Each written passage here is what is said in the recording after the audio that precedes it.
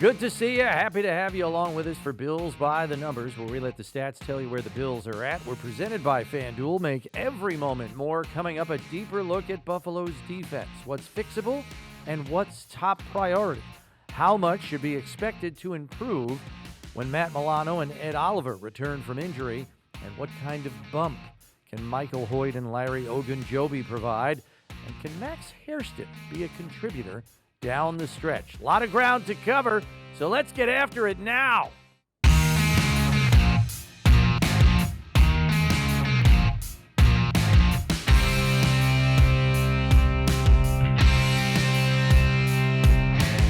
Thanks for joining. He's Bills Hall of Famer Steve Tasker. I'm Bills play-by-play man Chris Brown, and we begin this episode with a look at what's ailing the Bills defense. First, I think we can all agree that Buffalo's defense has been clutch when needed most through the first month of the season. And much like last year, many of those clutch plays have been takeaways. Ed Oliver in week one, forcing the Derrick Henry fumble to beat Baltimore. The strip sack forced fumble by Joey Bosa in week two at the Jets. The Terrell Bernard interception in the fourth quarter against Miami in week three. And the Cole Bishop interception at the 2-yard line in week four. Much like last year, takeaways have carried the day for Buffalo's defense, and as Coach McDermott says, the ball is the thing, and he's right. But here, there are fundamental elements to good defensive football that's missing from this Bills unit right now. As we begin these three things, what do you see, Steve, as in need of fixing first? I think they've got to start winning the line of scrimmage a little better. Their gap integrity has suffered because of it. You get guys pushed out, and there's just too much space in there. I think they've really struggled to hold the line of scrimmage up front in the run game. Yeah. Certainly the Baltimore Ravens are a different animal. They can throw 1,500 pounds of blockers and ball carrier at any gap in the front, and that's a hard thing to hold up to. But you know, they've been getting gashed in the run game, and the regularity of that is troubling. Right, and look, run defense is rooted in sound fundamental tackling and the gap assignments, as you mentioned. And we discussed this on the Daily Show a little bit too, that the first 4 weeks of the regular season have almost become the new preseason. Because that's true. Nobody's tackling, no starters are playing in the 3-game preseason anymore. Your amount of padded practices are at the lowest number they've ever been since the 2011 CBA was signed, and practice time was reduced precipitously. And so guys playing at full speed and tackling with good fundamental technique has to be almost relearned through the first few games of the season. And I guess there's a part of me that's hoping that's one of the biggest reasons why we've seen inconsistency. There's certainly an adjustment period every season where these guys get back and say, oh, yeah, I remember how I got to do this and do that. And the techniques and fundamentals, you can say, well, they're fundamental. No, they've changed. Over the course of the evolution of the NFL, they have changed. Players are not allowed to play defense or tackle in the same way and use the same techniques they have used in the past. Now, tackling is still crucial, but you can't tackle the way you used to tackle. And the emphasis has shifted, and the Bills are a perfect example of this. The emphasis has shifted from yardage to possession. It's not about stopping them they'll give defenses these days will give you yards for Christmas, but they want the ball. Yeah, they're going to get the ball, and that's what has changed fundamentally in the NFL and what their defensive mindset is. And that's what Coach McDermott emphasizes. Right. He's even said, you, as a coach, you get what you emphasize, and they emphasize the ball being the thing. Our second thing is, do you have a second area you want to see have more consistency on the defensive side of the ball? One of the things that the Bills are getting nicked, and you saw it in large measure against the Saints this last weekend, is eye discipline. They're getting caught up because they have struggled in stopping the run. I think they are diving in. They are going for first thing, and misdirection has squashed them. It really reared its head in the Saints game. The backside where they're trying to crash down on the backside and the quarterback gets around the end, or an end around gets around them. That eye discipline and their inability to stop the run at the line of scrimmage has really forced them into overcommitting towards run fakes, play action fakes, that kind of thing, and it has really come back to bite him a couple of times. So that's what I would say as well. You have to trust that the point of attack is going to take care of itself. You've still got a responsibility until that ball clears the line of scrimmage to make sure it's not coming around the other side. So that's another thing that I would like say. discipline as an answer. That was one that I had not thought of, and you're right though. When you're deficient at something, you try extra hard to be better at it. Right. And opponents, Now good it's- opponents, you're take vulnerable. advantage of your over-aggressiveness or your over-pursuit and hit you a different way. I was going to say pass rush because I think it's tied in with the run defense and the problems that lie there. They're not getting, with the exception probably of Miami, many teams in long down and distance situations for the pass rush to be productive because their run defense has been so poor. And so you don't even get into situations where you can let your pass rush go hunt, not to mention the fact that in many of these in the last 2 games, the Bills' offense hasn't even pulled away from the opponent relatively early in a game where that opponent has to now throw almost exclusively and your pass rush can feast. So they've pulled away late in the last 2 games, but not enough to let your pass rush be prolific. It was evident, too, late in the game against the Saints. They got a couple of sacks on the last couple of drives, because they knew that the Saints had to air it out, and they used it to their advantage. Third thing, how much do we think is fair to expect in terms of improvement for this defensive unit in some of the aforementioned areas when Ed Oliver and Matt Milano return to the lineup? It could happen as soon as their Week 5 matchup. It will make a difference. Good players make you better. Better players make you better. Mm-hmm. Ed Oliver is a really good pass rusher. He's an established guy. Milano is an instinctive guy that can really run, and he sees things before they happen. He has that clairvoyance with his film study and his experience. He seems to be out ahead of it mentally and makes plays nobody else does because he has seen it coming and feels it with his instincts. So, yeah, those guys are going to make a difference. I think they'll make a difference in every area. I think Milano is an excellent blitzer from the second level. They use him extremely well. And you're talking about difference makers. You're talking about less than a handful of plays every game that would make a difference defensively for this club. Even if all those handful of plays, say there's 3 of them, and they get them, and they're all on third down, that changes the entire complexion of the game. It's 3 punts that you're going to get, and 3 extra possessions for your offense, or at least quicker possessions to get, and that makes all the difference in the world when you've got the offense that the Bills do. So, yes, those 2 guys, if they make literally 3 plays in the game, if they're at the right moments, it turns a close game, maybe even a close loss of a game, into a win and an easy win with those 3 plays. Yeah, I believe Matt Milano is the most instinctive run defender on the team, and that's with a guy as instinctive as Terrell Bernard is. Those 2 guys together, I think the run defense gets noticeably better when they're both on the field simultaneously. So hopefully Milano is on the way back, and Oliver as well. Both were returning to practice this week. How much stock should Bills fans put in the additions of Michael Hoyt and Larry Ogunjobi when they return to play in Week 8 at Carolina? How much of a shot in the arm is realistic to expect? I think it's realistic to expect Hoyt to be out there in some crucial situations.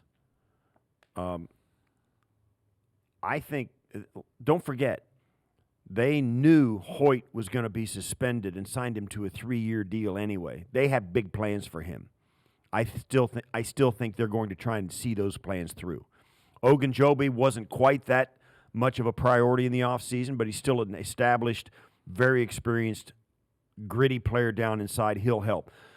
But, yeah, I think you can see your way to that scenario of Michael Hoyt being out there. He's going to contribute. Yeah. And they're going to use him in a number of different ways because of the kind of player he is. His versatility gives Bobby Babbage, Sean McDermott, all those guys a chance to move him around and really wreak havoc with what a quarterback sees pre-snap. All of that stuff is in the mix. So, yeah, I think it is fair to expect Mike Hoyt to have a lot of opportunities when he gets back and right in the lineup. Yeah, and look, we only have the preseason to go off of, but he was a menace. He got a lot of time in the preseason. Granted, not always against true NFL starters. He was a menace in those preseason games. He got a lot of playing time because they knew he wasn't going to play the first 6 games of the season. They were trying to build up his game shape conditioning, so to speak, as best they could, knowing there was going to be a layoff thereafter. And guy was playing 40, 50 snaps, and you noticed him. Like, he was making an impact, particularly in the pass rush. And, yes, he is going to be a versatile chess piece because he used to be a heavier player and played down inside. So if you want to kick him inside in obvious pass rushing situations and line him up to next to Ed Oliver, you can do that. If you want him to stand up on the edge outside of Bosa or Rousseau, you could do that as well. So there are a multitude of options that he can provide that provide an enormous number of different looks that you can throw at defenses second half of the season that they haven't seen on film yet. That's the thing that's enticing for me. Last, and perhaps of greatest interest to Bills fans, can Max Hairston be counted on to at least be a contributor on defense in the second half of the season? This is a bit of a projection because we don't know what his prognosis is in terms of getting back. He's still on IR, not practicing with the team yet, and his 21-day window hasn't been opened yet either. I have taken Max Hairston off my menu just for the fact that I don't want to raise expectations and have him come back and think and get my expectations up. Sean McDermott, when he has spoken about Max Hairston, has really pumped the brakes on expectations. I think they are very willing to let him come along at his own pace. I don't think they have any expectations attached to them. I think Dorian Strong's emergence and his slowly but surely his development that you and I have seen, I have higher hopes for Dorian Strong than I do Max Hairston this season. Now, long term, Max Hairston, I think, and I have expectations that he's going to be a starting A1 corner in the NFL. But this year, I'm not pushing that on him at all, and I'm not putting it on myself to say, hey, he's got to be that guy. I'm not. They are going to be, and I hate to say it like this, but they're going to be good enough without him. They're going to feel good enough about their depth and their people and their way to move forward with the guys they have. Anything Max Hairston can give them will be gravy, absolutely. And I don't think he's going to be a non-participant for the entire year. But I am very willing to just wait until even, November to even start thinking about whether he can actually start taking a series here or there or get on the field or be even active for a game. I'm happy at the moment just to take him off my menu and just wait to see what happens. I want to be the optimist here. And in my mind, I go back to Brandon Beane and what he says all the time, which is anywhere and any time in the season that we believe we can upgrade our team, we're going to do that. And I believe a healthy Max Hairston, provided he's up to speed on everything that's going on within the scheme, can be an upgrade for that cornerback contingent. I think he's the most physically gifted in the entire group from a speed perspective, clearly. And there are other areas, catch-up speed, those kinds of things. And his plant and drive and his hip flip transition, it's some of the best we have seen in a Bills uniform in quite some time. If he is on the ball in terms of assignment, alignment, and recognizing things pre-snap, I think they have to find a way to put him on the field. And I'm not saying full-time. Maybe you do it similar to the way we see Dorian Strong taking some snaps away from Tre'Davious White the last week or so, where it's a series here, and he spells him for a series here in the second quarter. I'm hoping we can get to that point with Hairston, and who knows, if he plays well in those spots, maybe he gets even more time, and maybe by the postseason, you play against a throwing team that will occasionally go 3 and 4 wide, Kansas City Chiefs, we can put him on the field, and he can lock somebody down. Like, that is, in my mind's eye, the optimist's view of what they can hopefully get from Hairston before this season and the postseason is out. Let's transition to the numbers game where Steve will be quizzed on Bills-Patriots history for the Week 5 storm front, cold front, whiteout matchup. Got a whole bunch of names. I can't keep track of them all. Question number 1. Since 2023, Steve, where do you think James Cook ranks in rushing yards against the New England Patriots among running backs in the league? Since 2023? What do you mean? 2023, Number of carries, which is yards per carry? What are we talking about? What total stats? rushing yards against the Patriots. He's got to be number 1. He is not number 1.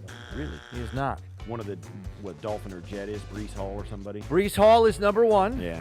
That doesn't count for a point, unfortunately. Oh, he's got to be, was he 2? He is number 3. All right. Raheem Mostert, 2nd, who is a former Dolphin and then played the Patriots this year as a Las Vegas Raider. So Cook is 3rd with 232 rushing yards in his last 3 games against the Patriots. Question 2, what would you guess is Josh Allen's completion percentage in his last 3 games against the Patriots? I'll give you a range. I mean, I'm not going to. Yeah, give me a range. I'll take that. How big a range can I give you? Like 5%? 5%, I think, is fair. I think it's between 65 and 70. It is lower. You're 60 to 65 then. It's lower. Really? Yeah. 58%? It is 58%. Oh, man. He is 58 for 100 for 588 yards, 3 touchdowns, and 3 picks. He has struggled. Passer rating over the last 3, 72.4.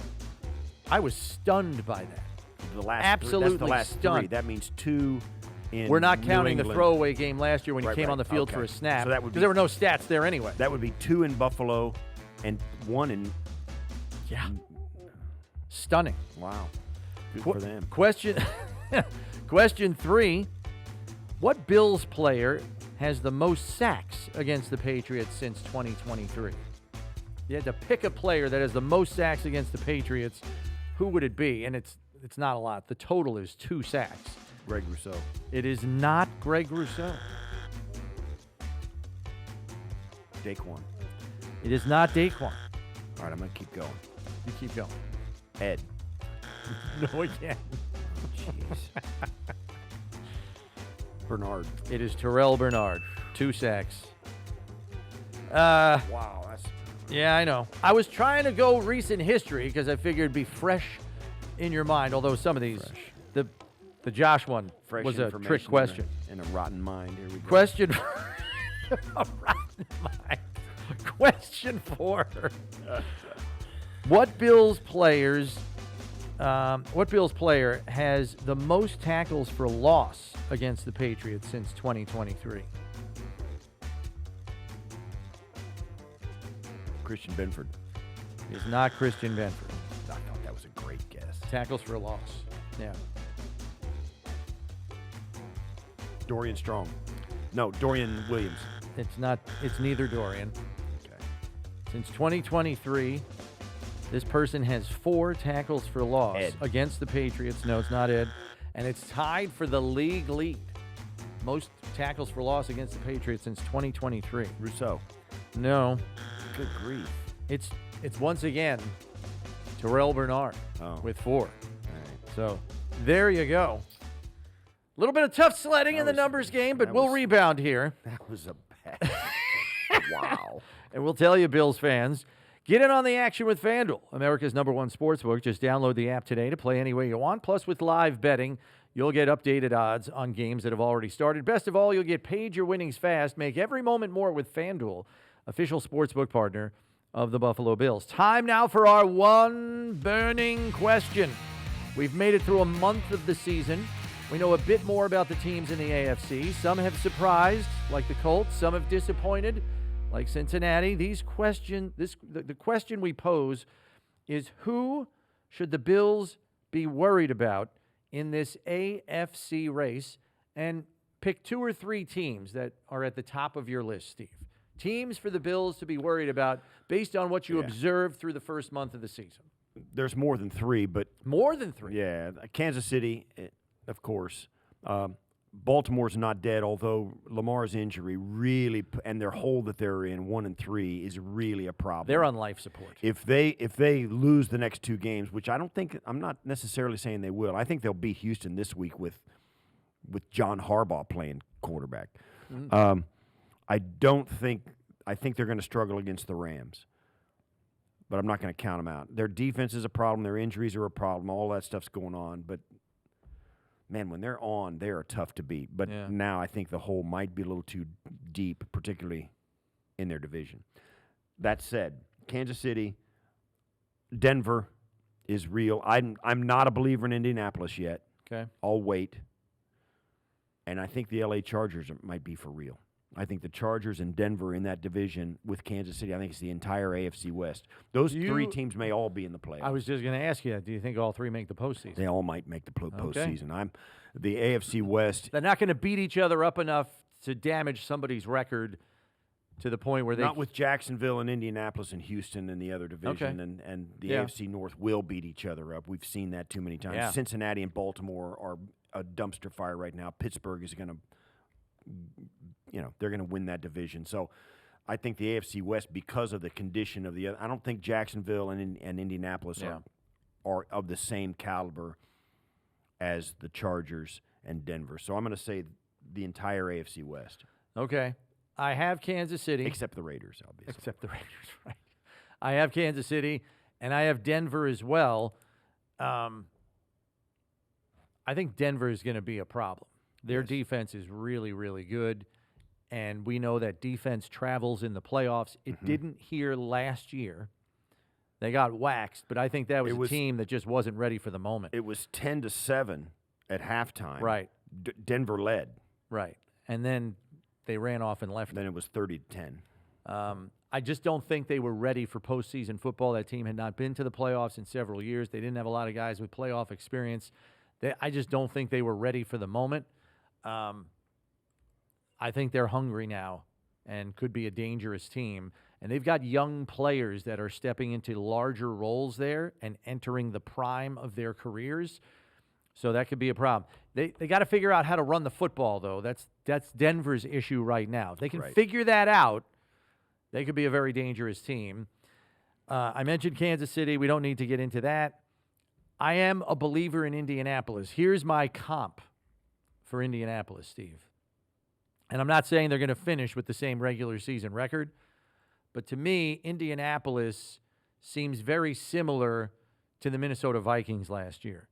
They get a quarterback off the scrap heap, and they make him look like an all-star. And there is, I believe, an underrated amount of talent at the skill positions on the Indianapolis Colts roster. You look at Michael Pittman outside, Josh Downs in the slot, Alec Pierce is their deep threat, and then Jonathan Taylor is still an all-world back. He's leading the league in rushing right now. I mean, everybody's going nuts about Bijan Robinson. Last I checked, Jonathan Taylor's leading the league in rushing yards. So Daniel Jones just has to be a facilitator, and their defense has played well. They have a real pass rush, and they're playing in a weak division. With Houston continuing to spin their wheels, and they have a weak schedule. They've played Miami, they've played Tennessee, they got thumped by the Rams, they beat the Broncos at home by 1 point. They play the Raiders, the Cardinals coming up, the Titans again. They play the Steelers and the Falcons. Here's what's going to happen. Let me just prognosticate. They're going to get beat by the Chargers. They're going to get beat by the Steelers. They're going to get beat by Kansas City. They're going to get waxed by San Francisco and Seattle. They're going to be this year's version of the Miami Dolphins. They're going to run it up on weaker teams, which they've got a bunch of. Yeah. And they're going to get punched in the mouth by a good football team when they meet them. Yeah, I think they're going to have a good enough record, though, to win that division, go to the playoffs. I agree. And the concern that I harbor about that team, if you have to face them, is Jonathan Taylor. That's the problem. The Bills have work to do, as we've talked about on this entire podcast, about fixing their run defense. It's got to be ready to roll in the playoffs because you're going to see guys like that dude who had a heck of a day against the Bills a few years ago to the tune of 5 touchdowns. Yeah, that's right. I'm not saying it can't happen. It might, but they've got a long way to go to convince me. Okay. Well, that's fair. I'm not. Daniel. I've seen too much of Daniel Jones. Yeah. I mean, sooner or later he's going to remember he's Daniel Jones, like Sam Darnold remembered who he was last year in the playoffs. Last year. That's why I used them as a comp. Because they pulled the quarterback off the scrap heap. They've made him extraordinarily productive. They'll probably push for the division title. And they're playing a soft schedule. So they'll get a lot of wins. They'll make the playoffs. And then he'll probably turn into a pumpkin. They're going to be 5-1 because they're 3-1 right now, and they got the Raiders and the Cardinals coming up. Yeah, but it's Jonathan Taylor. That's the concern for me. Our closing figure deals with putting points on the board early in games. Thus far this season, the Bills have scored on their opening possession in every game. They're the only team to do so in 2025, and the first team to do it in their first 4 games since the 2000 season. I can't believe it's been that rare. It's hard. The Bills have done it.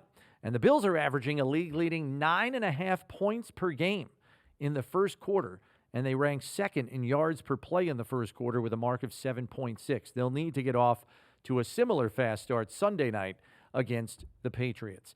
That's all for us in this edition. Make sure you subscribe on whatever podcast platform you choose or on the Bills YouTube channel where you can watch us as well. Because when you need to know about the Bills, you need to check Bills by the Numbers. For Steve Tasker, I'm Chris Brown. We'll catch you next time. Thanks for listening, everybody.